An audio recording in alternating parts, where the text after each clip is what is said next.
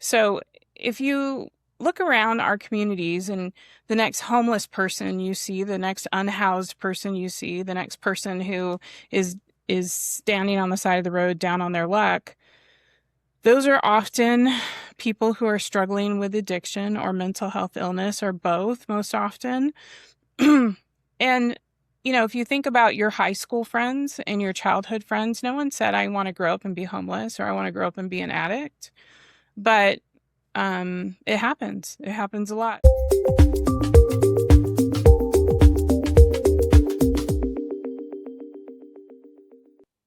Welcome to the third episode of the Saving Dose podcast. Thank you for joining us today, wherever you are. Thank you for joining us on whatever platform you're using, wherever you are. Thank you for joining us today to hear about all things addiction recovery. So whether you're a patient or a caregiver or a loved one or a nurse or a clinician or a business owner or somebody just wants to know more about addiction, this podcast is for you. We're going to do deep dives into all things about addiction recovery and what we can do and learn, not only what we can try to teach you, but what we can learn from you about how we can help with addiction recovery. And so very excited on this third podcast. Hopefully you've caught the first two podcasts that we've had. Very first one was the three hosts, myself, William Pedranti. I got Kendra Allen. Kendra, how you doing today? I'm doing great. Great. Here with us today. Unfortunately, Dr. John Sue couldn't be here with us today. But we had our first episode. If you haven't caught it, please do. It was the three of us just really talking, introducing ourselves, talking about our why we're passionate about the addiction recovery space and why we're doing what we're doing. Last week, it was just John and I really talking about some misperceptions between chronic pain management and the treatment of substance abuse disorder. So encourage you, if you got the time, to go back and look at that. And please, thank you so much for being here. And we look forward to a wonderful discussion today. Our topic is going to be it's going to be me interviewing Kendra and really talking about opioid treatment programs, right, that are out there working to try to help people in recovery and some of the challenges that they're facing today to help patients in recovery. So Kendra, super excited to dive into this discussion. I'm looking forward to the next 30 minutes. But before we jump into a bunch of questions I've got on you, I was thinking about the other day, last week when we all had lunch together and with Dr. Sue and a bunch of other people, we were talking about addiction recovery and some of the challenges. I was just sitting there thinking about this morning about that one gentleman who came, and he had talked about his brother had suffered from addiction his whole life. And we talked about the importance of caregivers in supporting addiction recovery, how they can mean in a situation where, in his particular situation, I talked about where a lot of those caregivers had got burned out, right? From years of trying and trying and trying to try to help people that just won't help themselves and just losing a lot of that support. And that really hit home to me. Is hard to imagine something like that, but I can imagine when you're dealing with a relative for so many years, trying to help them and they're not willing to help themselves, how that can happen. And so with you and your experience in being in the addiction recovery space for so many years, just kind of think, how did that resonate with you? Like, have you seen that before? What's your experience with Well, I've that? lived it. So that's the hard Yeah. part, right? So the reason why I continue to stay in this field, it's certainly not because it's easy or there's a ton of money in it. It really is because it's almost, I don't want to say a calling, but if I do believe if you have a talent, and it's to help humanity, that it's part of your, I don't know, destiny maybe to help other people. I really do believe that. And I've started nursing school when I was in high school. There was a program where you could become a nurse by the time you got out of high school. And that's where I started nursing. And then you start as a beginning nurse, you start in different places. So you could start at addiction treatment centers or you could start in nursing homes. And I did both. And they're both hard, right? Like you see people's end of life and the worst days of their life. But that's part of being a nurse, right? So as you go through your life and you get older, you try out different careers, but addiction always calls me back to it because I have such a personal connection to it. And I understand it from a personal standpoint, and I can empathize with what people are going through. And to answer your question, that that person who was sharing that their brother has struggled for a really long time, and it didn't sound like he was willing to be a support person. Like that No, person's no. burned every bridge in that family, and it sounds like he's going to be protective over his parents, and they're not going to be support person. So, tough luck, but he's going to have to find someone else. And I would say I've seen that time and time and time again in lots of families. So if you look around our communities, and the next homeless person you see, the next unhoused person you see, the next person who is standing on the side of the road down on their luck, those are often people who are struggling with addiction or mental health illness, or both, most often.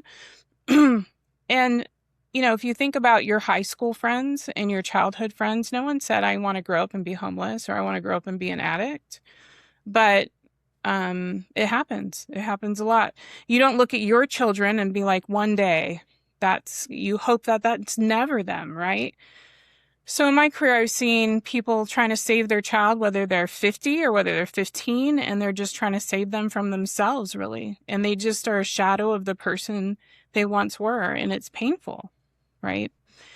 So I think I 100% connected with that person who was explaining that, and I understand it from a very deep-rooted place. And, it's okay, because there's other people who are not emotionally attached to that person that can be that person's support and can help them get back on track. And maybe that person one day can, in the eyes of their family, redeem themselves, but sometimes not. Sometimes that person's lost their family forever. But the good news is, in our society, that we have tribes, right? Like, you move to a new town, maybe you don't know family or friends there, but you build your own tribe around you. And in recovery, I often see the same thing. So even for the person who has exhausted every option they've ever had to go back to, they've burned the bridge and let the fire light their way, right? As they say. Right. Yeah. There's other communities that can support them so that they can be healthy and functional and get their life back. And that is the best gift that you can get, is a family coming to you and saying, thank you for helping me save my child, or Mm. a person coming to you and saying, thank you so much for fighting the insurance company so that I can continue to get this care. And now I'm here. I have people that I run into, and they're 15 years sober now. And they're like, oh my God, without your sober living house, Mm. I would have been dead. Without your sober living house, I would have never got my kids back. And that's huge. Mhm. You're impacting generations, right? Mm. Because if those kids would have lost their mom forever and been in the foster care system, or worse yet, she died, then what? Then it Uh-huh. perpetuates, and they have to deal with that pain. I mean, everyone has to deal with the circumstances of what happened, but you know. Yeah. Yeah. So anyway, No, it's that's the long answer to the question. I don't know that you asked all that, no, but no, no. that That's is exactly why the we're doing this. That's yeah. exactly why we're doing this, because I know there's so many people out there, Kendra, that are Hmm. going through the same thing, that are going to listen to this and Hmm. are maybe even feel guilty. Like, gosh, am I giving up on a family member? You know what I mean? With my frustration after trying to help them for so many years and it's not working. So just being able to share that, that you've been through that, you've seen that, Hmm. the challenges of that I think is so important. Thank you for doing that. And I think that's a nice dovetail, particularly because you talked about some of your background, having done this for many years. It's a nice dovetail on our topic today we're going to hit, is the challenges facing these opioid treatment programs, Yeah. right? And their ability to help people with recovery. And so, obviously you've been a business owner in this space in terms of addiction clinics. You've been on the business side too, helping operate and support practice groups from various means. So tell me, from your perspective, what are the biggest challenges that these opioid treatment practices, and maybe I can take a step back, maybe define for our listeners, what is an opioid treatment practice program, right? Maybe you can define that first and then dive into some of the challenges that they're facing today. I was actually talking to a friend today who was trying to find treatment for her son, and the hardest part is that that your loved one is uh having an addiction issue, and that's already a slap in the face. But then when you call your insurance company, they're no help. I mean, they don't know what the condition is. And so oftentimes they give you wrong information. So her information was take them to the emergency room and they'll point you in the right direction. And that is absolutely, unless they're, completely high out of their minds and you're not sure what to do with them, the emergency room isn't going to help you, right? Because they have to be a danger to themselves or someone else for the emergency room to even try to help you detox someone. And so you don't know what to do, right? You don't know who to call. So there's multiple levels of care within the addiction treatment system. So it starts at what we call acute care, which is typically a detox of some kind for most people. So if you have a person that is struggling in addiction, that is typically where you start. Now, most people that are struggling with addiction do not want to go to detox. They're afraid of being sick. They're afraid of being in pain, and they're afraid of stopping doing what they're doing because their brain is telling them that that will be terrible for their body and their mind, and they will have a horrible experience. Because once that drug starts to wear off, their body and mind starts telling them that they're going to die. Now, I realize that sounds like an exaggeration, but that is the desperation that that person feels. So a great place to start there is at your local, most insurance covers inpatient detox for any kind of opiate and any kind of alcohol or benzodiazepine.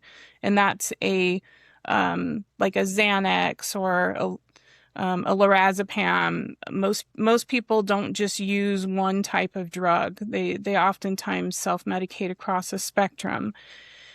And so the only two things you can die from most typically in the addiction detox world is any kind of alcohol is actually a very fatal detox. It can be. And same thing with benzodiazepine. So those pills that everybody takes to relax themselves that their doctor gives out, that you can actually die from withdrawals. So you should contact a detox center and get your loved one to a detox center. Now, if the first one tells you they don't take your insurance, that's okay. You can call your insurance and very specifically ask for a detox center. And if it's alcohol or benzodiazepines, the emergency room will take that person and help start the detox and find placement for them. And again, don't give up. If the detox center tells you don't take your insurance, call the next 4 in the phone book. I guess I'm old. There's no phone book anymore on Google, whatever. But That's right. Exactly. Take them to the emergency room, and I love it. and they will they'll help you find placement. They won't be happy about it, to be clear, but they by law will have to, right? Because they can die from that detox. Opiates you can't technically die for by itself. So it's important to tell the emergency room if your loved one is doing opiates, but at the same time they're drinking, 2 6-packs a day to balance that out. That alcohol is actually the primary reason your insurance will cover, not the opiates. So it's important to take that full history with lumping on the plate, give them everything, every little thing, because sometimes that'll make a difference. So that's the most important piece of information I can put out there is that's the first step in getting someone somewhere. Now, sometimes they'll say, well, your person doesn't use enough drugs to be considered for detox. And you're like, okay, so where do we go from here? So your options are residential treatment, which can or if detox is telling you no, insurance sometimes will pay or not pay, but they will do an assessment so they can see if they belong at that care setting. And oftentimes they have referrals for you, and so will your insurance. The next level of care is partial hospitalization. That's where you drop someone off, and typically it's a most of the day type of program, and you pick them up at the end of the day and you take them home and you drop them off again in the morning. The next level of care is intensive outpatient, which they go 2 or 3 times a week for up to 9 hours a week typically, and they do groups and individual sessions, and it's a great stable community for them. And a lot of people get a lot out of it. And then there's MAT treatment. So MAT treatment is medication assisted treatment. So if you're talking to your loved one and it just doesn't sound like they're ready to stop using drugs, and that's a reality. So if you think of it as a teenager, your religion was always telling you abstinence till you're married, abstinence till you're married. We've taken that concept and put it to drugs. It's very Reagan era, you know, um, Yeah, just type say of, no, right? Just yeah, say just no, say right? Yep. no. Yep. And what we found study after study is just that that's not really a realistic approach to addiction for most people, honestly. And the statistics say that most people relapse at least 5 times prior to becoming sober. And then most of the relapses that are recorded in the way of overdose or death are right after treatment because they get out of treatment and they feel like they have to go use. So it's a sad cycle, but to the point of medication assisted treatment, which is OTP, they're kind of interchangeable terms. So we have MAT equals medicated assisted treatment. It's also called OTP or opiate treatment programs, which are way more structured. And then there's companies like Bicycle Health or smaller practitioners online that will provide you with a medication that keeps you kind of at a baseline. And there's lots of misnomers about it. Oh, we're giving you synthetic opiates and you're making them high all the time. That's actually not true. There's lots of stigma attached to MAT medication, which there shouldn't be. These are people that are just struggling, and for whatever reason, maybe they can't take off work, maybe they have 6 kids and they're a single parent. There's 100 reasons why you could default to I'm scared. It could just be simply as I'm scared, or I've had 75 changes in my life and this 76 one's going to put me over the edge, so I just need to do this thing temporarily, right? So it Mhm. doesn't really matter the reason why, but whoever is struggling has to pick one of this vast array of ways to get help in order to regain control of their life. And MAT is just one of those ways. And Mhm. so these online companies, a lot of them can just um, give them a prescription. They can do telehealth visits and they can continue on with their life. And other ones, they have to go directly to the OTP clinic. And these are typically higher acuity patients who really can't have the medication in their hand all at once, or they'll be too tempted to take it all at once. So those people really need to go to the clinic every day and get their medication for that day in whatever way. And once they're stabilized, we give them more medication to be trusted with it, and then more medication to be trusted with it. And then they can build up to just having the prescription. Um, so those are the levels of care within addiction treatment. So there's lots of options for families. So families, if Mhm. if you call somewhere and you can't get them a bed at a treatment center, that's not the end of the world. Call Mhm. these MAT treatment places. Let's get them stabilized and at least off of street drugs and then work the system from the other side. You Right. know, there's Yeah. great options to get people off of street drugs and just start the process of trying to stabilize. Yeah. Gosh, that's awesome. Thank you so much for Yeah. walking us through that. I wasn't even aware of all these steps and options, the detox and the different steps you can go. Thank you for explaining that to our Yeah. listeners. I think that's going to be very valuable when they think about a family member that they're trying to help and where do we go. So if we focus though on these MAT treatments or these opioid treatment programs, what does a typical clinic look like in a MAT opioid treatment program? The physical building, they have nurses, doctors, pharmacy. What's going on in the business of a MAT? What are they doing every day? And how are they interacting with patients? Well, it's come to be a lot less clinic feeling over the years. Back in the day, we had glass windows that people stepped up to, and now it's very, very much like your doctor's office. You either step up to a window, or they call you back, or it very much is very doctor officey. Or sometimes they just have your stuff sitting at the window, and you check in at the window. They give it to you, you sign a paper, and you leave. So it doesn't have to be as as intimidating as people believe it to be, because most people that have struggled with addiction have struggled for a while, and maybe they've had a bad experience at a clinic where they didn't feel they were treated well, or they felt it was uncomfortable, or there were barriers to getting it where they just didn't like the environment, right? So I say try another treatment center because they're not all the same. There's lots of independent owners. I have some clinics with some other providers, and we try very hard to make it comfortable and welcoming and supportive environments. And I think, I don't know, I would say 90th percentile of all the treatment centers are on that bandwagon right now. Hmm. You Yeah. know, we So patients are coming every day to get medication. I think you said some Right. people show up every day. Some are taking it at home, right? Those patients you mentioned, maybe more mature patients that can Yeah. reliably, and I assume patients are coming in for consultation or therapy or those kinds of things. Yeah, so the first step is that we see a patient and the doctor sees the patient very specifically and goes over their history of mental health and struggles with addiction, and they go through that whole history with them. And regardless of what that is, there's no judgment. It's just a matter of, okay, well, thanks for coming in and let's figure out how to help you. And they give them a prescription.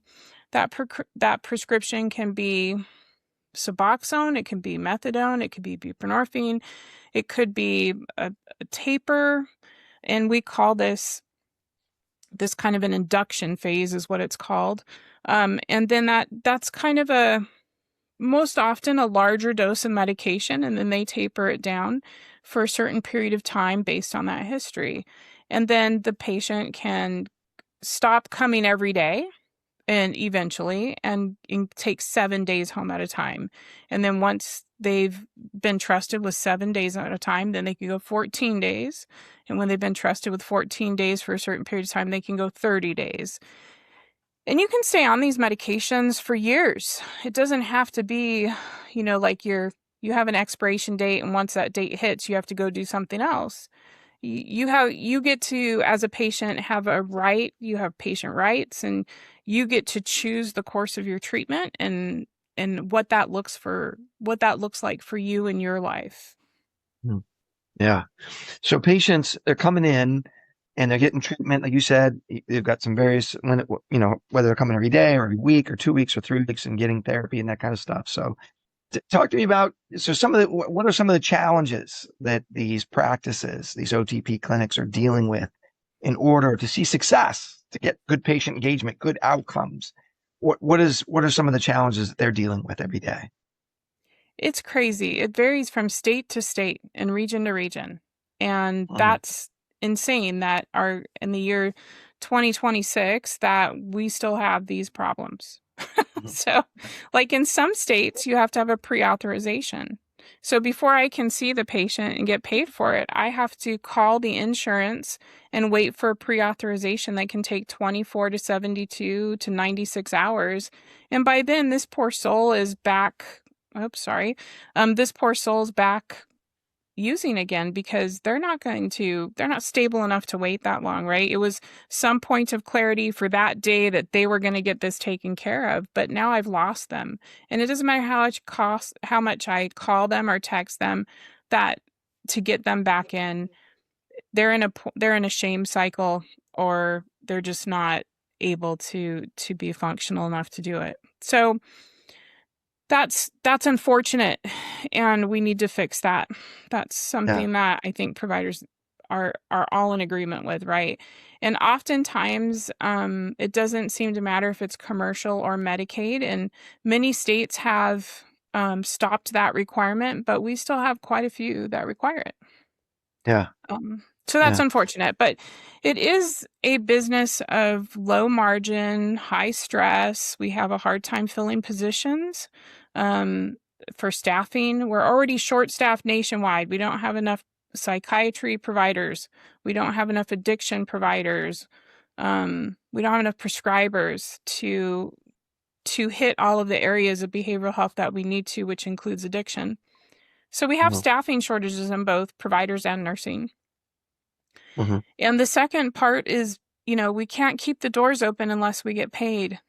And I Hmm. can't tell you how many treatment centers. So I've been in the consulting world for, I don't know, at least the past 15 years, where I go out and help facilities figure out where their bigger problems are with collecting from insurance, and where they're leaving money on the table, and how they can better their business. And I would say that most providers, um, they are really struggling to keep the doors open because of low reimbursement.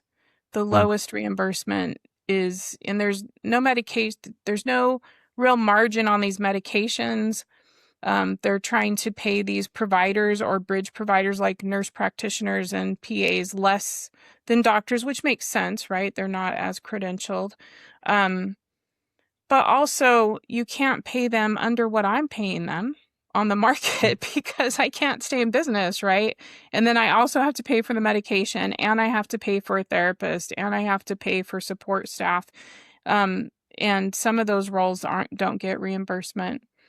So it really is a struggle to build a program that is robust enough that we can get paid, but not so demanding that a patient quits us and goes somewhere else because it's too rigorous for them and where they are in their recovery. Hmm. So it's a balancing act. And then as patients churn, I'm counting on that patient to, pay for the provider and whoever else. And so if I have so many patients leave a month, I have to replace them to even pay our bills. So it's it's always a struggle for any type of doctor's office. I mean, it doesn't matter what kind of practice you have. This is always, the calculation we do for patient values and such. But in the addiction world, because our patient base is so um, various and unstable, it makes it hard to have a great business unless you have lots of volume. It's a high volume Right. business. Hmm. Yeah. Well, gosh, so the challenges you just laid out are many, right? I think you talked Hmm. about prior authorizations, getting authorizations for coverage, and then the follow up of getting actually paid, Hmm. right? And certainly with the, concerns about crunches and Medicaid over the next number of years, right? Cuts in Hmm. Medicaid. I'm sure, I imagine there's probably a sizable Medicaid population in the addiction community.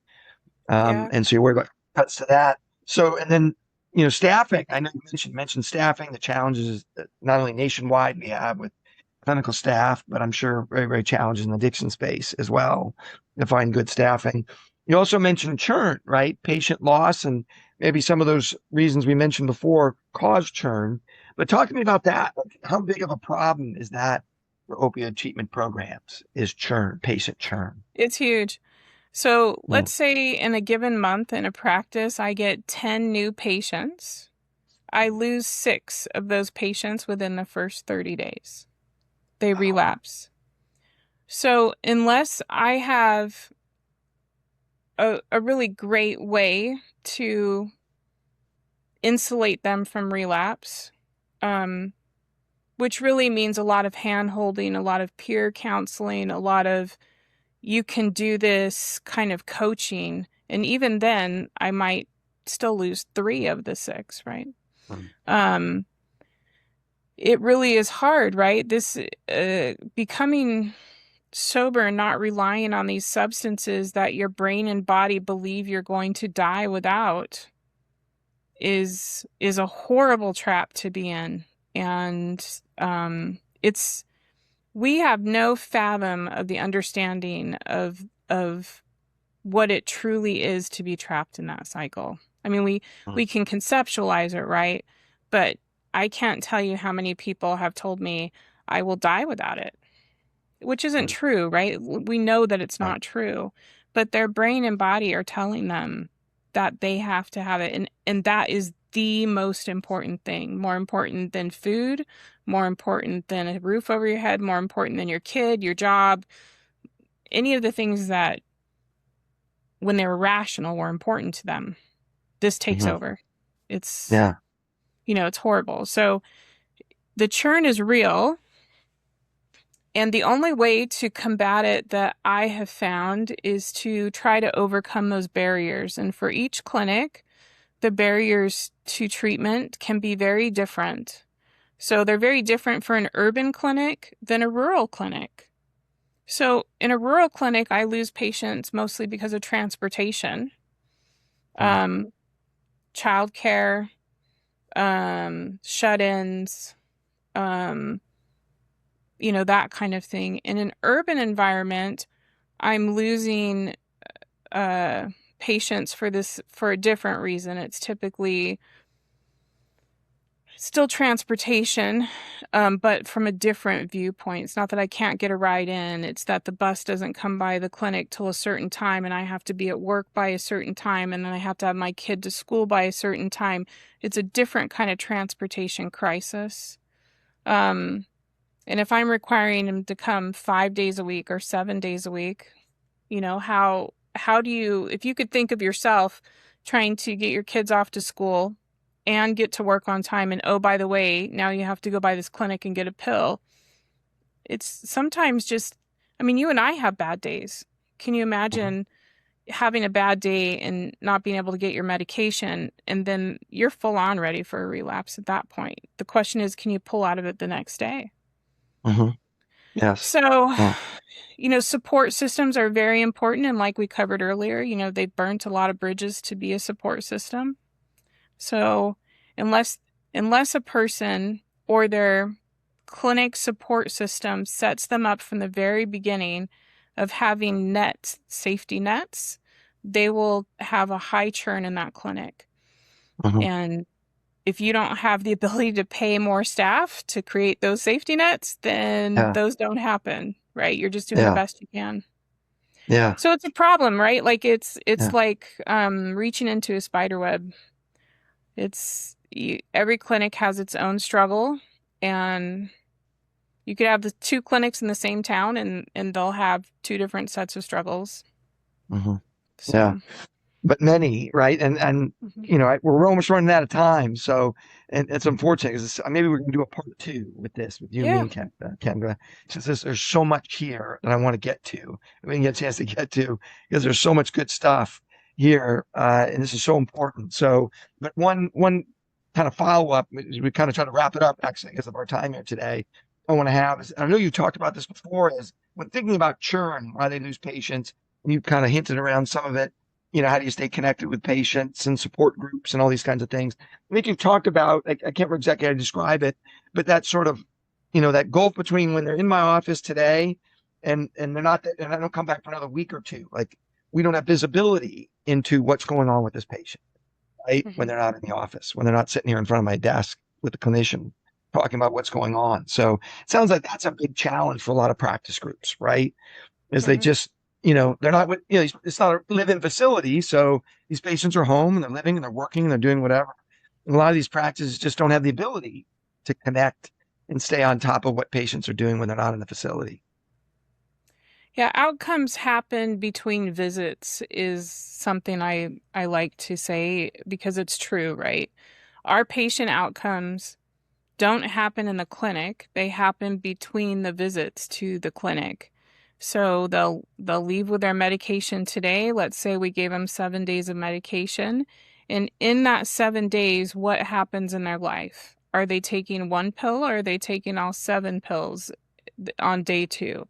Are they fighting with their spouse? Are they going to work every day? You know, are they, because they've, had a relapse, they're not coming back to the clinic next week. All of these things are a struggle. And then when they do come back, oftentimes they don't tell the truth because of their own guilt and shame cycle, right? So they don't say, "Hey doc, I'm sorry. Me and my wife, we took all of my pills on Tuesday night because that seemed like the right thing to do. Now I realize that's not the right thing to do now, and because of that, I relapsed, but here I am again." I would Mhm. say very few patients have the moxie to have that conversation because of their shame and guilt cycle. And so what we get is, yeah, I took it according to the plan and everything's great. Oh, my drug test. I ate some poppy seed muffins. That's what happened. And if I had a Right. dollar for every time someone ate a poppy seed muffin, I would be a rich woman. But Right. a very rich woman. Okay. Yeah, Poppy no. seed muffins are Right, contaminating the country. But right. and FYI, they Yeah. don't make your drug test dirty, just so you know. But, Yeah, so we no. have these dirty drug tests and then we have these terrible explanations. But, as a provider, you're stuck. Do you cut this person off? What is that going to do? That's of no use to anyone. Are you empathetic and you're like, okay, John, we need to give you a better support system. How can we help you help yourself? But the Mhm, temptation of someone that's struggling for addiction to have 7 to 14 days of pills with them. And oftentimes, a person who's struggling with addiction who isn't stable is staying with another person who's also struggling from addiction who isn't stable. There's mhm. often times that they've used together, or that they're both trying to get sober together, or that they're living with their mom, so they're taking their mom's on pain medication, and that medication isn't guarded within the home, and so it's an incredible temptation for someone struggling with opiates. So, I mean, even something as little as cough syrup, right? So, it's an act of desperation, right? So Mhm. there's so many of these black holes that someone can get caught in within a 7-day period that they don't tell their physician about. Yeah, And so, absolutely. yeah, Yeah. we as a country have moved to a less office centric base of care, which is fantastic. And I think one of the only things that came positive out of COVID, I think, was that our country relaxed some of those rules surrounding how providers get paid so that more patients can get care, even if it's in the home.